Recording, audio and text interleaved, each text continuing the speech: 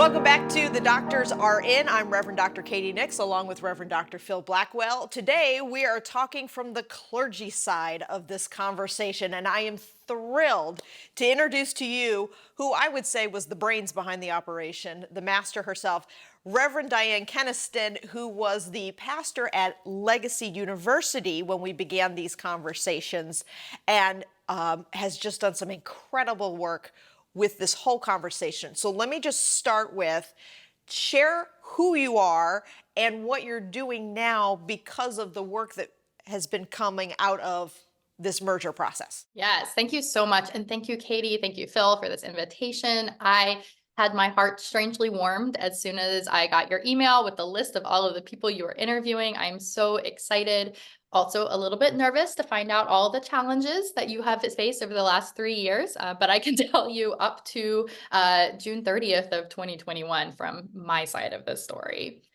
I am a United Methodist elder, originally ordained in the West Virginia Annual Conference, and I served a cross-conference appointment in Missouri from 2014 to 2021. That was at Legacy University Church, which was an amazing congregation where everyone was invited to be you, be loved, and belong. And following the merger of Legacy Grace and Legacy University into the new Grace United Methodist Church, I moved with my husband, who is a United Methodist deacon, to England. We spent 2 years in Cambridge at Wesley House, and then his job took us to Yale University, where we live now in Connecticut with our 5-year-old child Isaac, who had his baptism celebrated and his birth celebrated at Legacy University Church. So let's start with talk about the process of bringing University, UMC, to the place where they can even begin to have this conversation. Because I'll be honest, I think this is one of the few churches that has been brave enough, courageous enough to say, while we still have capital, resources, the ability, let's have this conversation from a place of strength rather than, okay, there's nothing left, now what do we do? So how did you as the pastor convince a bunch of Methodists to begin talking about this without either, miracles or like I've never heard this happen before. So tell us some about how it came to this place. Well, I need to give credit to the faithful United Methodist lay people at the church who were actually the ones who taught me so much about what it is to live and die faithfully and be reborn faithfully as a church. So I moved to Legacy University in summer of 2014, and I was only there for a couple weeks when one of the sprightly 70-something year old members bounded in my office and said, "We need to merge with Grace." Yeah. And I was like, no, no, no, no, no. I just got here. I still can't figure out how to get from the parsonage to the church building. Where's the bathroom? We're still at step one here. This is for way, way on down the road. Also, what is your name? Yeah. And it turns out that there were behind the scenes conversations between Legacy Grace and Legacy University for decades. I mean, even starting in the 1960s, when both churches began to experience numerical decline, there were conversations about, okay, why are we just a mile apart? We've got a lot in common. We had different predecessor denominations, and when the predecessor denominations merged in 1939, the local congregations weren't required to merge. And so this was a question that had been around for several decades by the time I got there. But I wanted to focus on university, which was a wonderful congregation, beautiful people. They had experienced numerical decline, but spiritual growth at the same time over the decades before I arrived. And so I was just like, hold your horses. We're not going to have these conversations. But probably as early as fall of 2015, I remember being in my office late one night and just kind of despairing of how can this church turn around? How can we grow again? All of those questions that pastors ask. And I remember sending a Facebook message to a pastor in West Virginia who was pastoring a church that I knew had been huge in the 1940s and 50s. And I knew it was huge in the 1940s and 50s because my great grandfather had pastored there during that time. And like when he died, they shut down Fifth Avenue so they could have all the cars for the funeral. Like it was such a huge church. Cool Methodist. Like that's like next level. Let me tell you how Methodist I am. Awesome. This is awesome. Go ahead. So this was a congregation that had always, this is where my dad grew up, and had always like been a place that I'd felt affinity to. I'd grown up going there during the summers with my grandparents, that type of things. But I knew the pastor, and I messaged him and I said, "You're in a church that is a fraction of the size that it was 60 years ago. And your church is doing amazing things, amazing ministry with the poor, kind of rediscovering itself. Like, how do you keep going? Like, how do you do it?" And he was like, I don't know if I caught him on an off day or what, but he was like, "Oh, I don't know. I look around and I don't know how much longer this church is gonna keep going." And I remember just sobbing in my office in the fall of 2015, thinking, this is another church that feels very similar to Legacy University. It's a church that loves God, has an amazing history, and is still wondering about like what is our future and where is this going to take us. So during those years, we began talking about, well, who are we and how do we best use our resources? Because it was very clear that our buildings, everything, all the property that we owned were built for a congregation that was much larger. Um, and like there was no reason to have a parsonage that had 4 bathrooms. Adam had a bathroom like just a shave in, which was great because no cleaning, but yeah.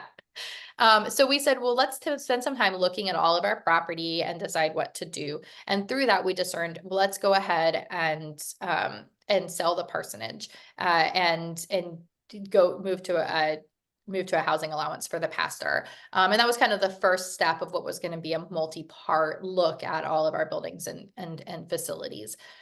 Through that process, we learned how to make decisions by consensus within the organization, because people had talked about selling that parsonage for several decades, but it had always been very controversial. It was not going to happen.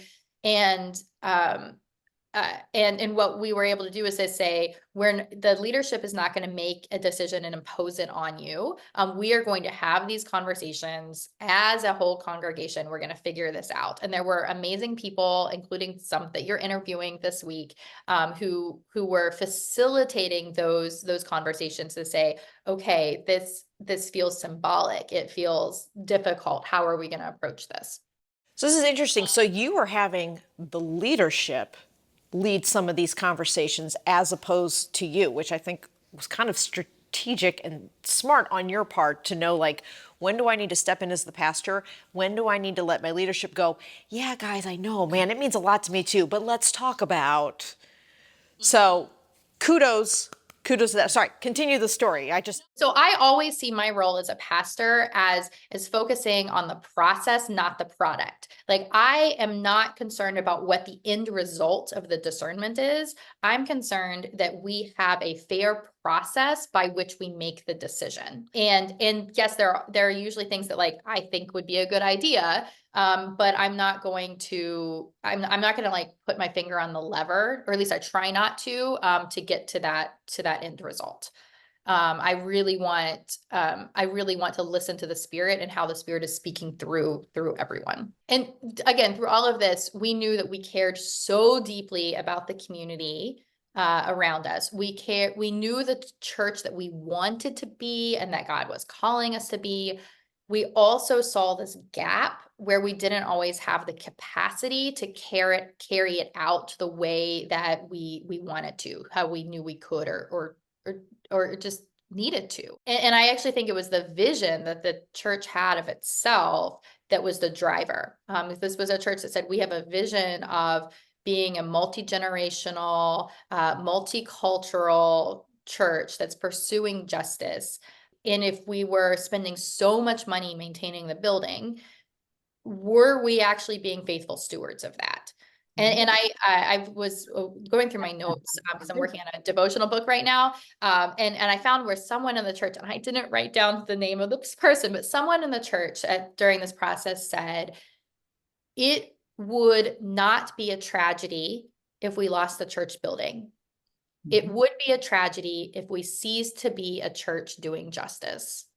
Diane, when was the university church built? So it was founded in 1910, which means in 2021, we celebrated 111 years, and we were able to actually give away lots of money. I had multiples of 111, which was great. The church was founded in 1910. The building was a little bit later. And then they converted the original sanctuary into the fellowship hall and built a new sanctuary. I think that was in 1925, maybe. You need to have someone who has these dates in front of you answer these questions. And then the church had an expansion with an education wing in the 50s and remodeled the sanctuary in the 70s. So a tale as old as time, I would say. A lot of churches going through this kind of story. Yeah, and we knew like disability justice mattered so much to us. Like we had a member before I arrived who was a leader in disability rights in the St. Louis region. And one summer they weren't able to worship in the sanctuary, and they needed to worship in our dining hall, but the elevator broke, and so he couldn't participate in worship. That broke the hearts of the people at Legacy University, because like we're a church that wants to care for everybody. Like we want everyone to be able to participate, and our building wasn't handicap accessible all of the time or in all of the ways that we wanted it to be. And so those were some of the questions that were driving us. Okay, so you kind of hit on something here that I also want to make sure we get to is, as you're talking about this, talk about the grief work that had to happen, because it is one thing to be a pastor, to create space for them to be able to figure out who we are, right? Like you talked about guiding them in their vision and how powerful that is. But then there's this other side of when they figured out where that vision is going to take them, intense grief work. And how did you as a pastor support and guide them? Because I think that's like where we are in the timeline of the story, is we're about to get to the part where it gets very sad, and you were able to bring hope into something that was really hard. Yes. So the grief being in a numerically declining congregation is there all the time. Because when you go to Vacation Bible School and there aren't as many kids and you're struggling to get volunteers, like there's a grief there. And so there is small grief that happens all the way along. And so that's kind of the grief that I'm talking about, is how do we end certain ministries in pursuit of other ministries? Working through that grief work was already something that we were doing. Like we're not going to do 27 mission projects.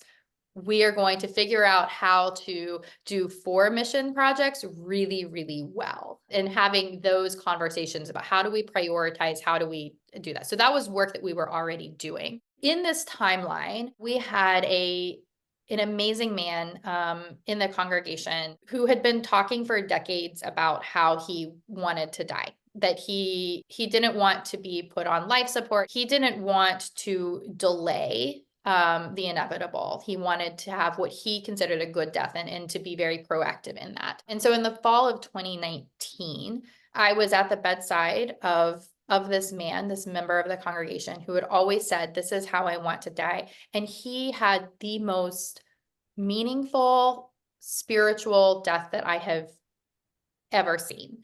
He gathered with his children and grandchildren. He blessed them. He listened to all of his favorite German composers.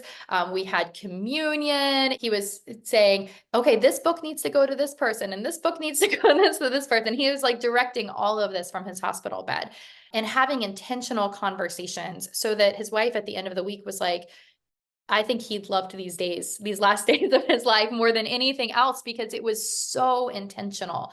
And I was deeply affected by this holy death, in which he could have chosen to try a whole bunch of forms of life support and things like that. And he didn't. He said, no, this is the way that I want to go. This is the goodbye that I need. And he was able to say, thank you, I love you, I'm sorry, I forgive you, which are like the 4 things that are supposed to happen in any good death. Like he was just modeling that. And I think as a whole congregation, we saw him do that. And anyone listening who's from Legacy University knows exactly who I'm talking about. I didn't ask permission to share the story, so I'm not sharing the name.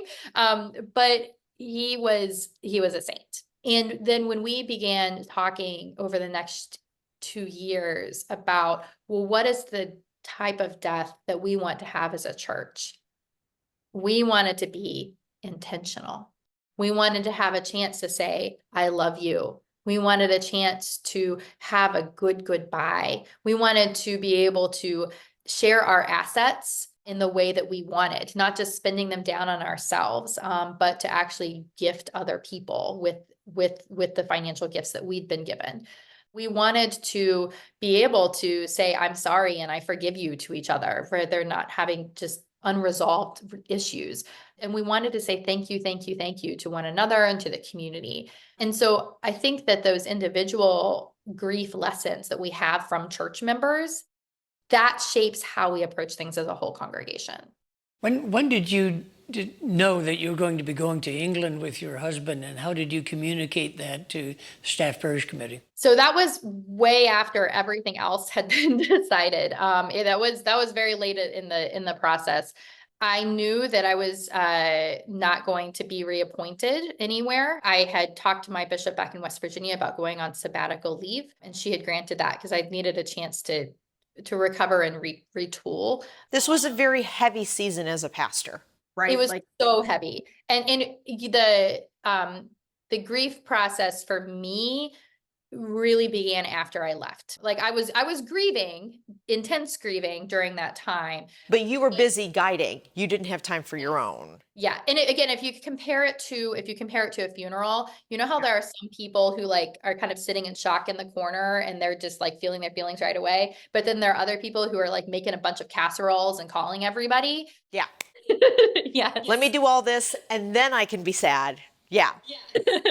And so I was definitely in the like baking casseroles and calling everybody stage of grief. And then I was left to feel all my feelings after we moved. We also had a lot of grief due to the pandemic and not being able to see each other in personal during this time. We had beloved people who were dying during the pandemic, and we weren't even able to have like individual funerals for them until like right around the same time as the merger. And I also noted, and I think this is just important to name, because someone shared it with me during this time, and I now tell everybody, the people who have the most grief in a congregational change are the people who are dealing with unresolved changes in their own lives. So the person who just had a kid go off to college, the person who just had to put a loved one into a nursing home, the person who just lost their spouse or their father, like all of those situations are going to exacerbate the grief that you experience in the congregation. And I think you did that really well, is that because you had to have these conversations for so long, and it was such a process at Legacy University, like you were able to, I think you got a lot more of the big feelings than what I had over here at Legacy Grace.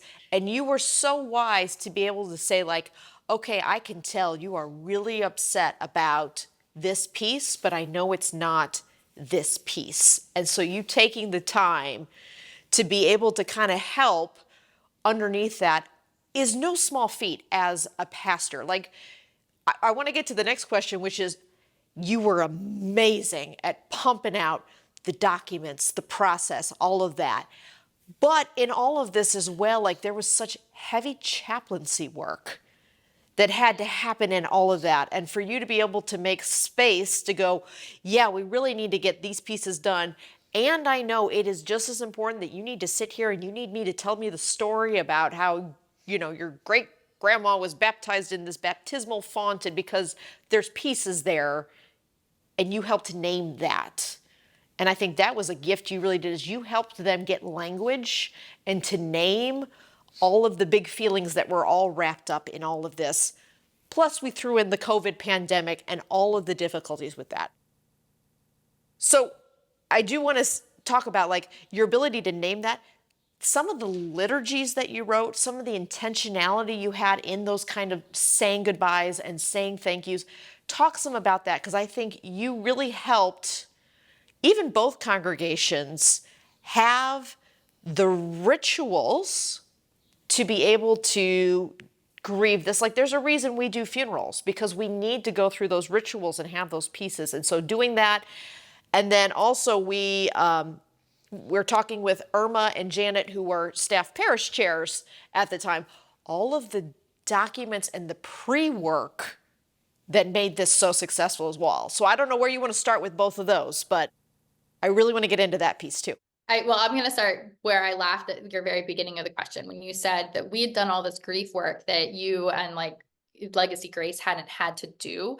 The one kind of like bittersweet, funny moment of the worship service where we drove from Legacy University to Legacy Grace. Here, hold on a second. I got to tell you this. This is great. So Diane's idea for the last Sunday at Legacy University, both churches started there for worship. We invited back the pastors, we had our current district superintendent there. So we had this 20-minute service of saying goodbye, farewell, decommissioning. Then everybody went the 1 mile to Grace Church, and then we did another 20-minute service at the new one talking about new beginnings and blessing in this congregation together. So there was this like literal physical, both churches saying goodbye in this space, both churches beginning worship together in this new space. And just how powerful that service was and the logistics behind it. Because we had to ask, okay, if we have mobility issues, do we want them to start here or here? How are we going to make sure traffic-wise we're going to be fine, and parking and all those things? So I wanted to set it up because I thought it was such a great example of that intentionality in all of this. So please continue. That was like the fifth service that we did in terms of our legacy services. So we had our first service on Pentecost, and for each of these Sundays we had different pastors and people who had been connected to the church come back, music director. So we had a Pentecost service, we had a goodbye building walk, we had a farewell service to the pastors and staff, because people were saying goodbye. I mean, I guess they didn't say goodbye to Amy, but they said goodbye to Nicole and me. And then we had the mission celebration where we were giving away funds that represented the legacy of our church that we wanted to continue in the community. So we had been crying up a storm. Okay. We had a former music director who had written the hymn, I Want to Walk as a Child of the Light. We had her flown in because she wanted to come in. She flew in and she played I Want to Walk as a Child of the Light as like the closing hymn after we had baptized a baby in this font for the last time before leaving. I mean, just not a dry eye in the place. And the next week, it's the car parade day. And in my impression, the university people, we were showing up like, all right, let's go. We're gonna we're gonna do this little bit. We're gonna drive down. Like, this is the big change. And so the Legacy University people were not really crying on that day. Like, it wasn't particularly sad. And I looked out, and the Legacy Grace people were just bawling their eyes out. Because it was like and some of them had been on the merger vision team, and they said, oh, this is the first time we really realized that they're giving up their building, their name, their identity, all of it. Yeah. But it was really interesting because it was like on that particular Sunday, the people crying the most were the people from Legacy Grace. Yeah, and we have talked about before, like there was a gift, a huge gift that Legacy University gave to Legacy Grace to start going, hey, we should talk about what is our future. Hey, they taught us that it's okay to cry about these things. Like, you're right. Like, we cannot underplay the modeling of healthy conversations and griefs that university, I think, then taught Legacy Grace Church as well in all of this. I have a question then about Good Friday Collaborative. Mm-hmm. What is the collaborative that you're working on? Yes. So the Good Friday Collaborative is a ministry that I started with 3 other members of Young Clergy Women International, which Katie is also on the YCWI board with me, which is wonderful. One of the things we found was that young pastors and women are more likely to serve congregations concluding ministry. And that is a deliberate term that we use with the Good Friday Collaborative. It's for congregations concluding existing ministry or completing their mission.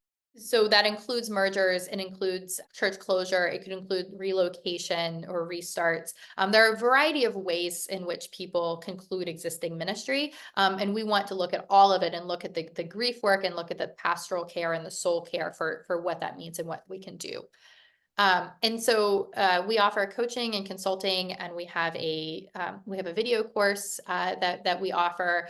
And then all of those documents that Katie talked about, we've turned them into a resource drive where people can access the liturgies that we used and adapt them for their own context. Again, I think every liturgy needs to be adapted to its own context, so you can't just plug and play, but to say, ooh, what is really important to this people and this group, and how do we carry that through in the liturgy is really important. In a paragraph, what is the takeaway that the Good Friday Collaborative is projecting for people? What is your advice? Yes. So our mission is to change the narrative of church closure and merger from failure to faithfulness, because so many people think of it as a failure when you end, and it is not.